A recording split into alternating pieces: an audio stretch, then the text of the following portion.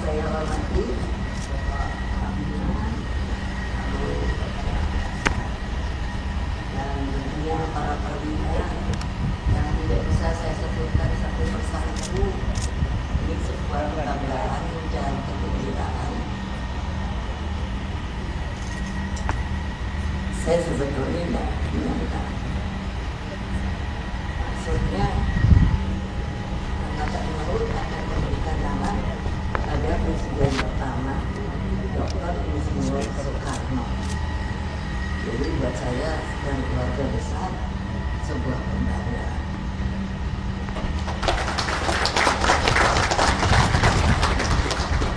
Kenapa saya menyebutnya sebagai sebuah kebanggaan? Karena pada waktu itu saya jauh banget. Belum menjadi panglima, datang ke rumah saya. Kalau dapat speaker, tadi sih di luar.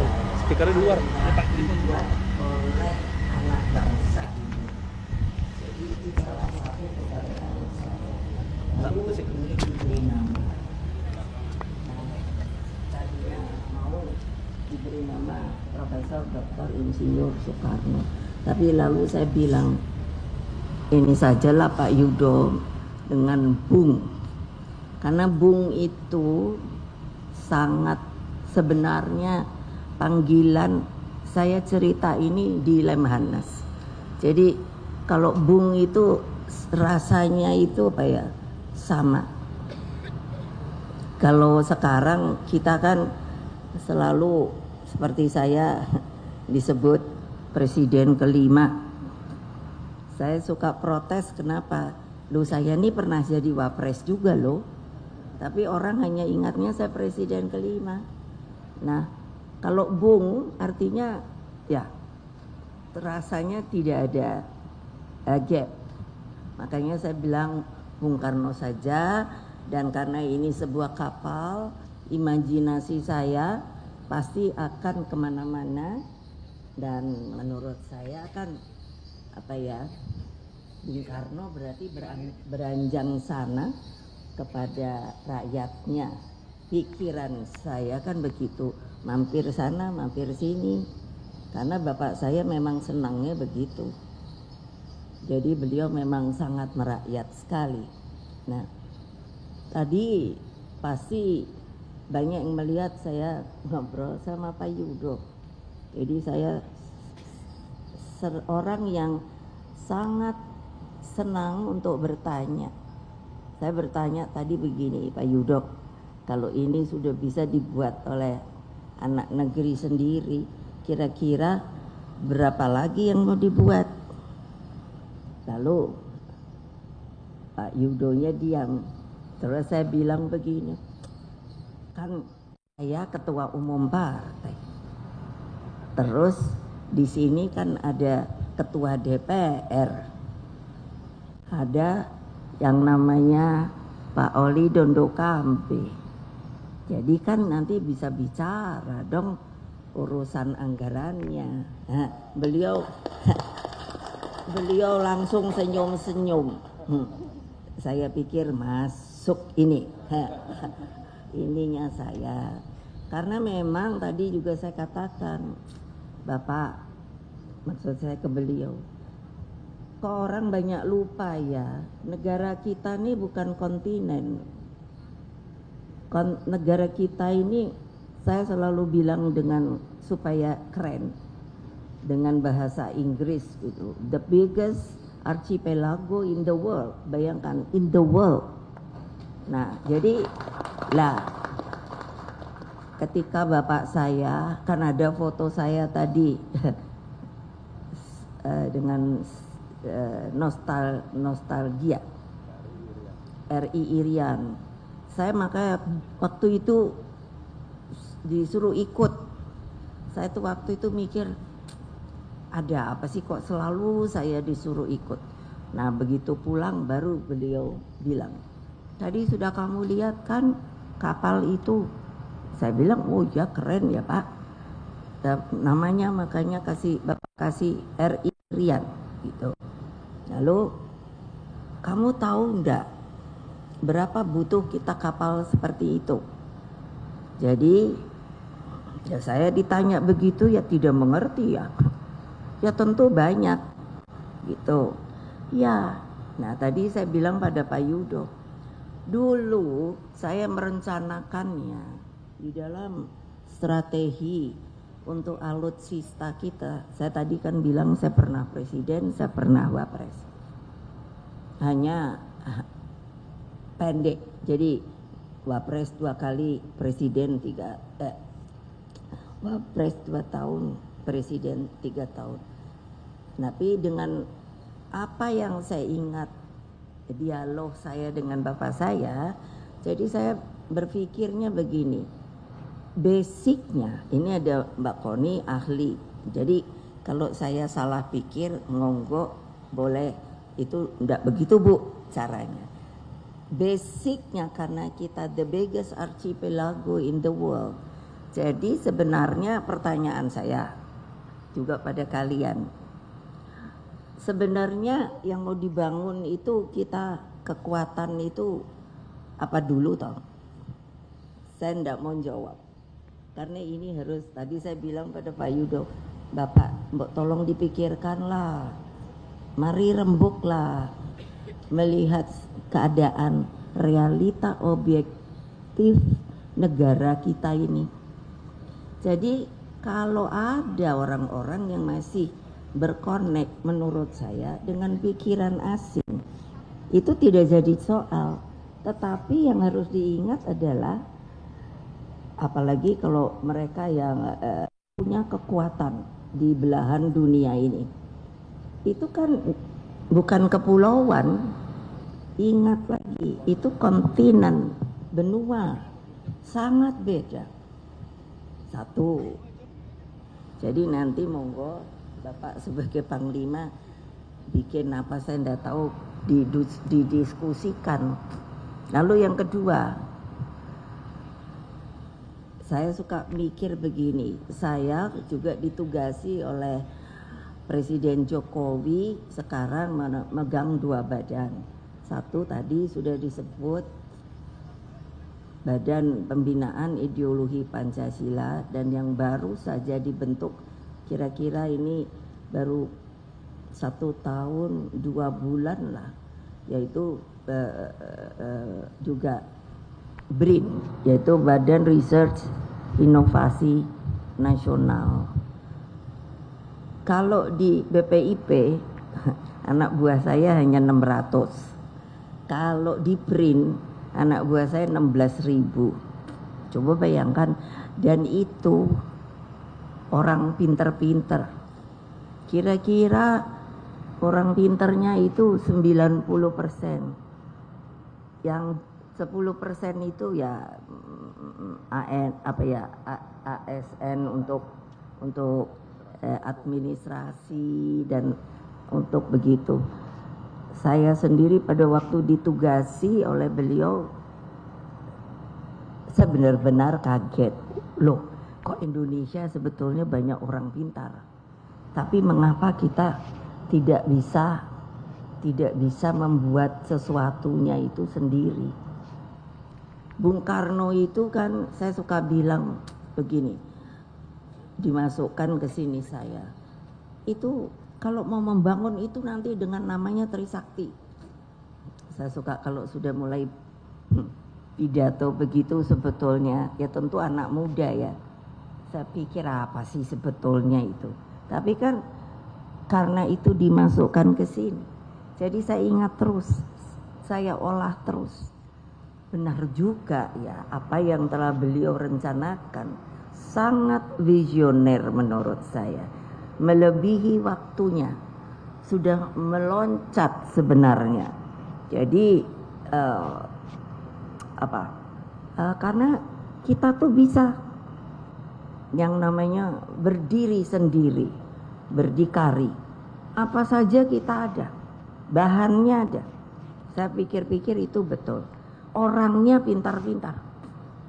Nah pertanyaan saya, kenapa sekarang tidak bisa mengcreate? Apakah kita tidak ada niat, hanya mau langsung beli dari luar, atau Mari kita bangun negeri ini dengan kekuatan sendiri, kecuali kalau kita memang belum bisa. Nah, artinya apa? Elan semangat itu masih ada atau tidak? Karena kalau itu tidak ada, bagaimana rakyat akan punya semangat yang sama? Saya sangat senang sekali baca sejarah, alangkah heroiknya gitu. Kalau bapak saya udah pidato gitu kan, wah pokoknya ini dengan menggelegar, terus rakyat tuh terbangkitkan semangatnya. Dan saya suka melihat, atau itu dulu filmnya atau fotonya, rakyat bangkit hanya dengan bambu runcing saja kok punya keberanian seperti itu begitu. Nah seperti sekarang rasanya saya sedih loh. Ini boleh dong. Lah kok urusan Papua aja menurut saya nggak selesai-selesai. Jadi saya sendiri terus bingung sendiri. Terus saya sendiri mikir sendiri. Karena saya bilang saya pernah presiden, saya tahu kan. Saya tahu banget, bukannya tahu saja. Yang namanya, kan dulu saya juga bisa punya panglima, suka saya perintah. Jadi saya lihat, ini kenapa ya, salahnya di mana ya? Tapi karena saya bukan apa-apa lagi ya saya diam aja. Tapi karena ini di Angkatan Laut saya berani bicara. Kenapa? Ya itu kan harus dijawab. Saya ingat ketika yang namanya dengan heroik loh. Tunggu, saya suka lupa namanya. Pak Yos Sudar. Saya kenal baik dengan beliau, dengan ibunya. Bayangkan pada waktu itu kan kapal Karl Dorman itu sudah masuk ke perairan kita. Padahal pada waktu itu yang namanya apa kapalnya ya yang dipakai Pak Yo, nama bukan ininya, tipenya apa ya, MTB motor torpedo. Yes, itu macan tutul. Tapi kan menurut saya, wah saya pikir ini perwiranya ini, wah saya bilang hebat banget. Iya dia halangi kan, iya dihalang Karl Dorman itu. Nah bayangkan Karl Dorman tuh gede loh. Saya nggak tahu ada fotonya lagi apa tidak. Jadi bayangkan hanya dengan si kecil ini dihalangi, dan ya apa boleh buat, beliau membaktikan dirinya bagi negeri ini. So maksud saya, adakah semangat itu? Masihkah semangat itu? Kenapa? Karena saya suka bilang pada Pak Presiden, rata-ratanya nih ini perubahan zaman ya Pak. Karena kita sudah merdeka, apakah mereka sedang menata untuk hidup dengan nyaman, di zona nyaman? Pertanyaan saya, kalau sesuatu itu akan masuk ke tempat kita tanpa diundang, apa yang akan kita lakukan? Strategi apa? Dengan teknologi yang sekarang, bayangkan, ada yang kan bilang pada saya, perang sekarang itu sebetulnya kan Mbak, tidak perlu dengan orang gitu. Jadi mestinya dengan apa? Iya ini teknologinya kan udah super canggih. Ya tapi kan kalau macet gimana? Saya bilang, loh coba pikir, betul enggak? Saya sangat senang mengenai masalah teknologi. Sampai sekarang saya diberitahu yang namanya AI. Nah, tadinya saya kan enggak ngerti AI itu, saya pikir nama orang. Ternyata kan artificial intelligence. Coba. Jadi kayak begitu. Lalu kalau kita nggak ada semangat, karena menurut saya yang paling penting dari yang penting, semangat juang kita mempertahankan negara. Coba kalau lihat gini kan, saya bilang waktu di Lemhanas, ini semua keren-keren Pak. Saya suka pikir, iki bintangnya piro ya, oh itu lo kok banyak banget ya sekarang, dari bintang 2 ke bintang 3 gitu. Wow. Lalu waktu di Lemhanas kan saya cerita, Oh, saya juga punya teplek-teplek gitu. Yang apa itu namanya? Bukan, iya, tapi itu yang krepiak-krepiak itu loh. Medali. Bintangnya, nah medali. Dari yang mesti dipakai nama-nama mboh sampai medali-medali, belum lagi ada kalung. Sampai saya bilang ajudan saya kalau saya suruh pakaian gitu, emangnya ngapain sih sebetulnya, kamu udah tahu kalau saya ini presiden. Nggak usah, siap ibu harus memakai itu, siapa yang nyuruh, gitu aja saya. Karena apa? Kalau jalan tuh terasa loh, begini loh, kebayang nggak? Karena berat kan. Nah, makanya dengan segala hormat saya bilang, anak buah itu yang harus kamu urus, kamu beri yang namanya kesehatan dan sebagainya. Ibu-ibunya jangan menjadi sedih kalau ketika suaminya sedang ada di medan tempur. Ketika saya sebagai presiden melaksanakan tugas dengan DOM Aceh, Daerah Operasi Militer Aceh, coba apa saya nggak ngamuk sebagai presiden? Lu anak buah saya kok pada mati ya?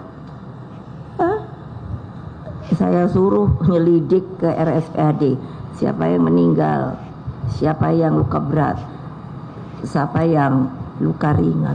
Saya pikir kena alatannya susah. Ternyata ya karena saya sebagai presiden kenceng. Kenapa kok kamu sebagai komandan anak buahmu pada mati kayak gitu? Udah gitu matinya di belakang. Ternyata kalau satu batalion maju peralatannya cuma setengah. Lah ya mau begitukah kita? Kalau saya ndak mau, tapi kan saya ndak bisa sendiri. Harus dibantu oleh seluruh rakyat, oleh seluruh elemen bangsa. Karena kalau ndak begitu, ya saya lihat yang maju ke Papua ini, lah saya ya terus bilang, kalau saya masih komandan gitu, boleh tau Pak ngomong, kalau saya masih komandan, saya turunkan di sana berapa batalion, gitu, keren kan?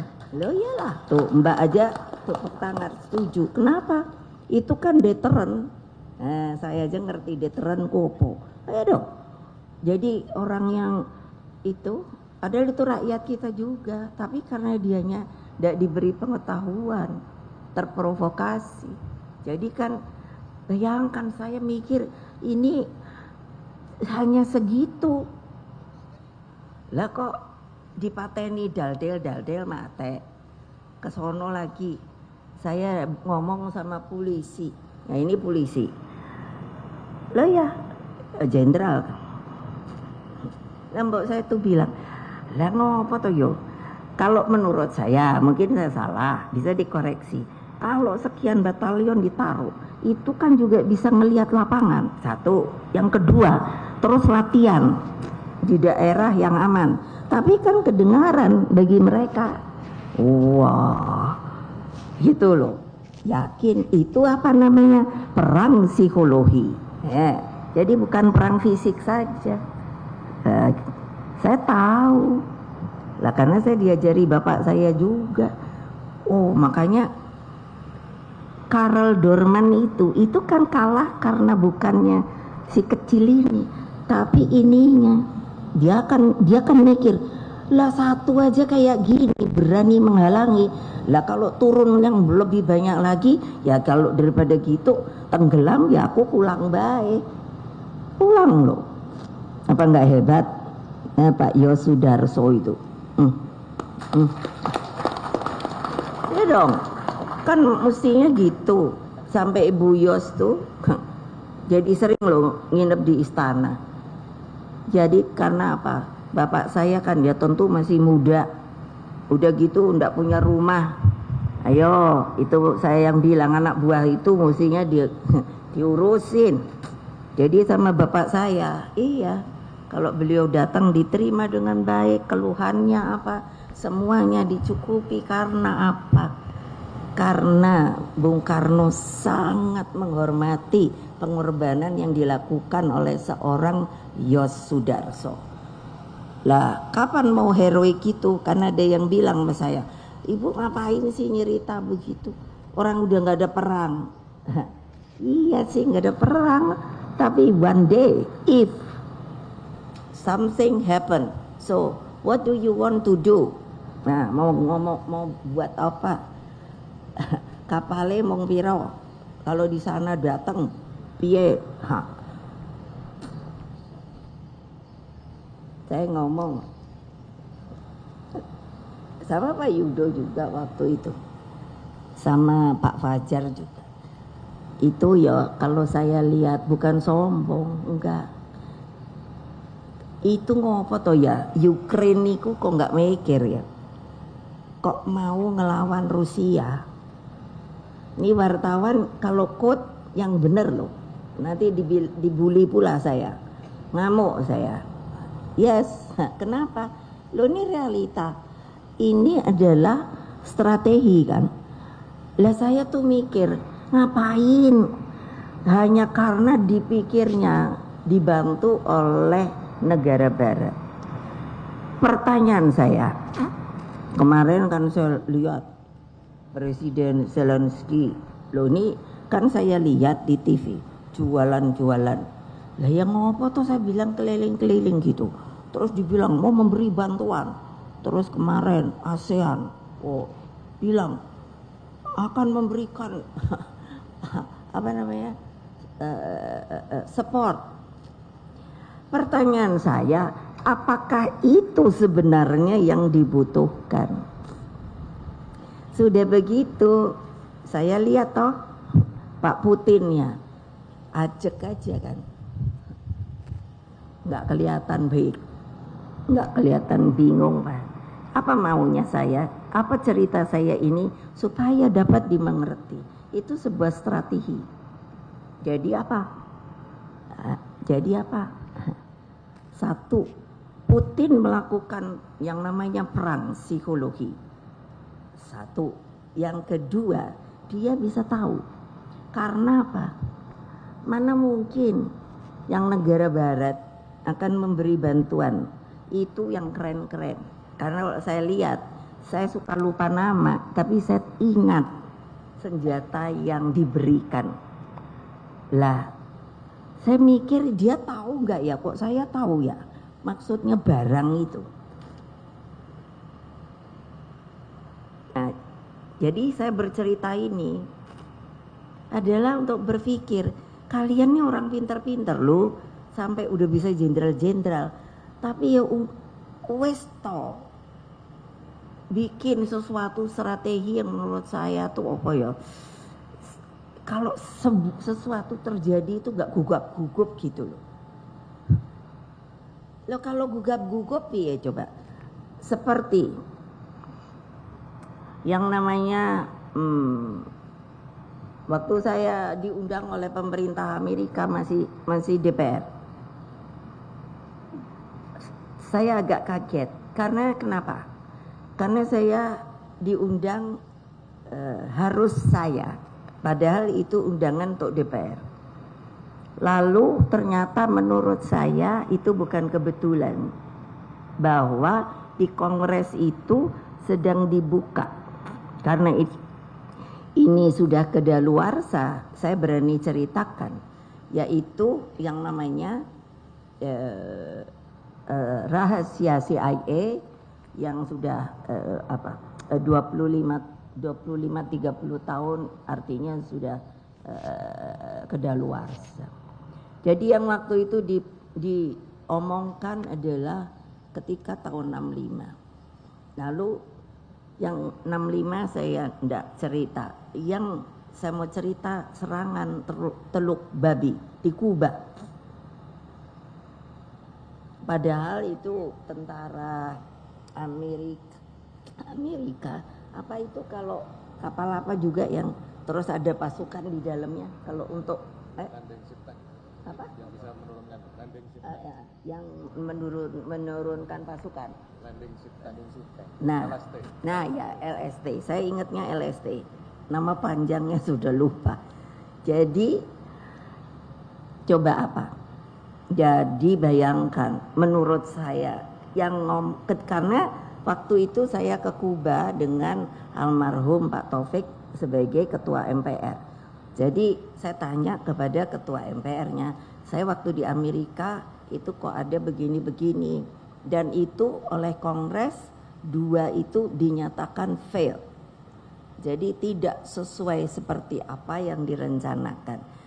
Kalau enggak percaya mengapa saya cerita ini, itu pasti bisa dicari dokumentasinya di Library of Congress. Nah, jadi nanti jangan ada yang bilang, oh Ibu Mega sok tahu gitu, ngomong-ngomong gitu-gitu, cari keren aja, atau itu taunya dari mana. Kalau nggak percaya pergi aja ke sana, tanya. Nah, yang saya mau ngomongkan adalah penyerangan Teluk Babi itu. Kenapa jadi fail? Ternyata apapun juga, ternyata yang namanya mengorganisir rakyat itu, yang saya bilang kalau terjadi sesuatu ntar panik-panik, itu sudah terorganisir. Jadi lupa tentara itu karena apa? Tidak menghitung waktu.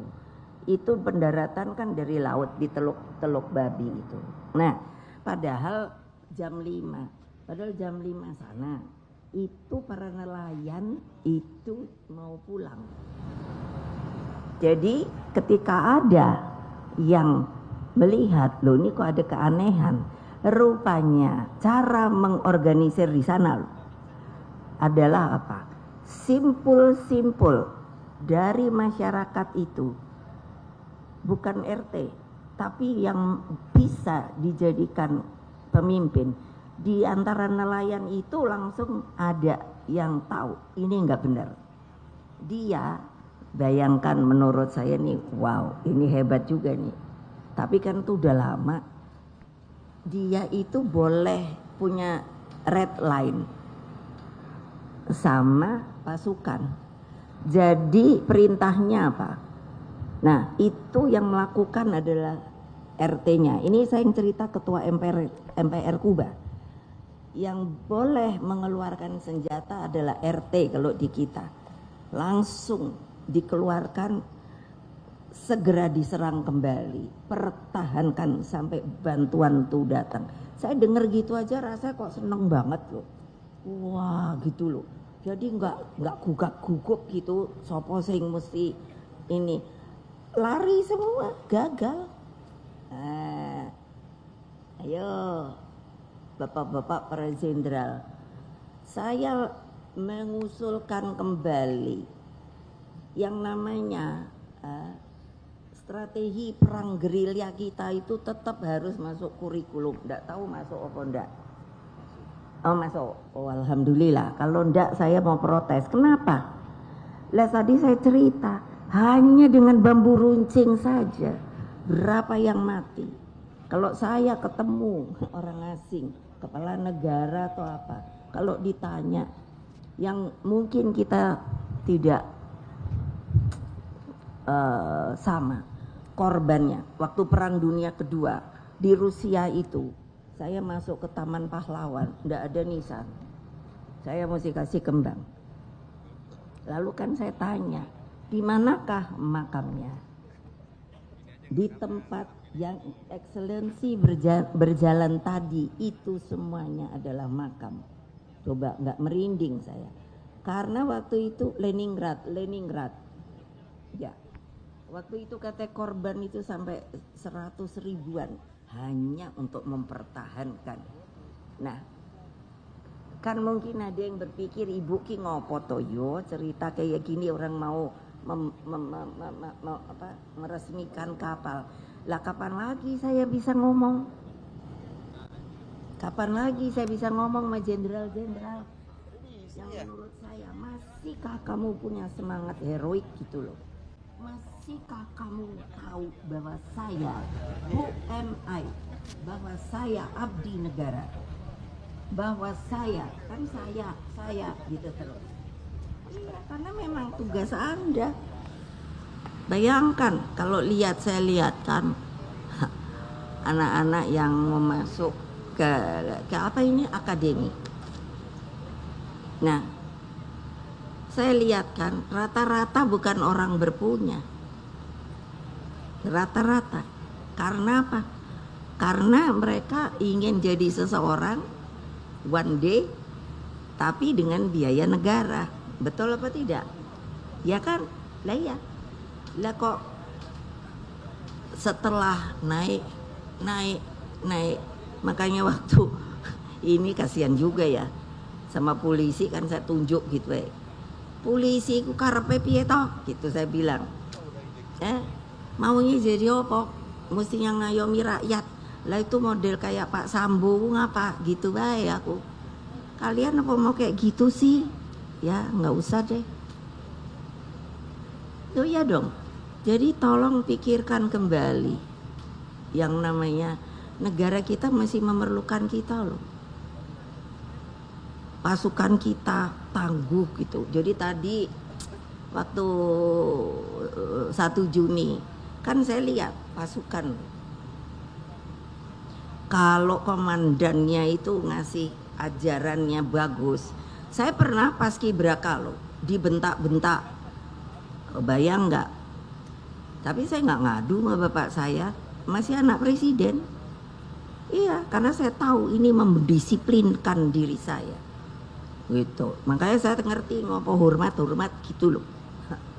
Ini karena apa? Oh gini ya. Wah, ini udah keren nih. Pasti yang ngajarinnya, instrukturnya. Karena apa? Coba lihat ya. Saya mengiri sekali kalau lihat tentara Korea. Kok bisa satu langkah dan itu precisely banget. Rata gini kan. Terus langkahnya tuh wuk gitu. Pertanyaan saya itu susah apa enggak ngajarinya? Susah. Dan saya nanya ketika saya ke Korea Utara, kok kamu bisa nyuruh orang sampai satu garis sampai ini? Katanya diikat. Iya Mbak, katanya rentengan gini tuh diikat. Supaya kan kalau ada yang mau maju kerasa kan. Lama-lama jadi biasa. Katanya, kan saya nggak lihat. Wow, saya pikir. Jadi berarti perlunya apa? Komandan. Nah, yang memberikan komando. Nah, kalau kalian nggak membangun pengetahuan strategi yang luar angkasanya nanti kayak opo. Saya di BRIN itu sampai mikir, wah, nuklir kayak apa? Ini tadi saya kan dalam batin saya, Pak Yudo bilang ini udah membanggakan Bu bikinan anak negeri. Saya langsung di sini nyut sebetulnya terus terang apa. Lah sing liyane wis duwe nuklir lah kene iki karepe apa ya? Itu semangat apa loh? Kok Korea Utara itu bisa? Semangat apa? Semangat mereka untuk apa? Mempertahankan negaranya. Saya sampai hari ini masih jadi special envoy. Ini saja karena COVID sudah diminta korut untuk ke sana. Saya suka bilang waktu bertemu Presiden Yoon Korsel, sama juga saya diundangkan kalau dilihat. Minta betul supaya masih mau untuk menjadi penghubung special envoy. Oh, saya mau kok. Ditanya lagi oleh wartawan, kenapa kok ibu masih mau aja sih jadi special envoy? Karena saya punya keyakinan one day negara ini akan jadi satu kembali. Itu di Undang-Undang Dasar loh. Tadi di mana ya? Oh, tadi acara 1 Juni. Kan dibacakan Undang-Undang Dasar kita. Jadi bapak-bapak, ibu-ibu yang terhormat, yang saya cintai, sekali lagi saya mengucapkan banyak terima kasih diberi kesempatan seperti begini. Mohon maaf kalau ada kata-kata yang salah, supaya kita bisa membangun negeri ini dan tentunya sebenarnya bisa cepat. Pak Jokowi bilang pada saya, Ibu, mulai 2003 ini demografi kita itu paling baik, kata banyak orang yang ahli. Karena usia produktif tuh 16 sampai 60. Nah, saya bilang, "Oh, Pak, terus sampai kapan?" Mulai turun lagi 2033. Berarti kan 13 tahun. 2036. 13 tahun kita hanya punya kesempatan. Saya bilang, "Ayo, Pak." Karena Bapak kan bilangnya hanya 2045. Tahun Emas Indonesia. Lah ayo. Kita sama-sama bebareng nih. Kalau saya sih mau, Pak. Saya genjot gitu. Masa nggak bisa? Dulu aja 3,5 abad loh. Tolong ingat loh, dijajah. Ya Allah.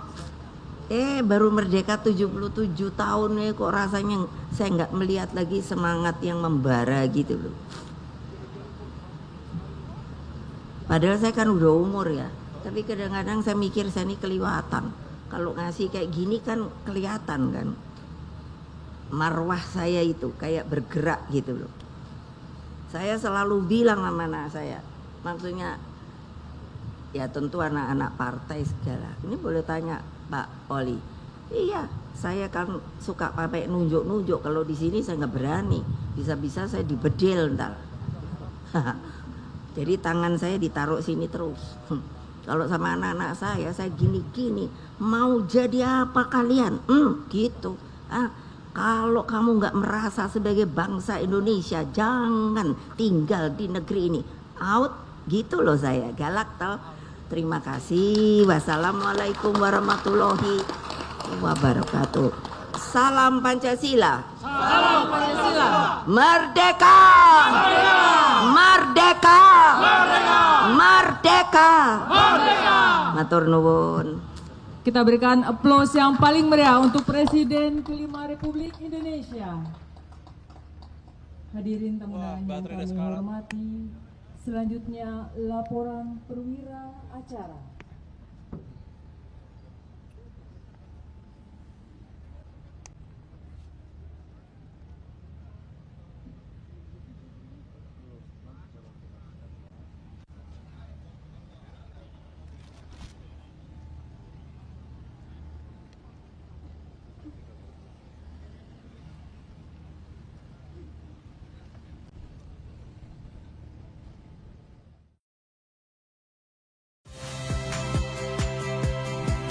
Saya Yasir Neneama. Saksikan program-program Kompas TV melalui siaran digital, pay TV, dan media streaming lainnya. Kompas TV, independen, terpercaya.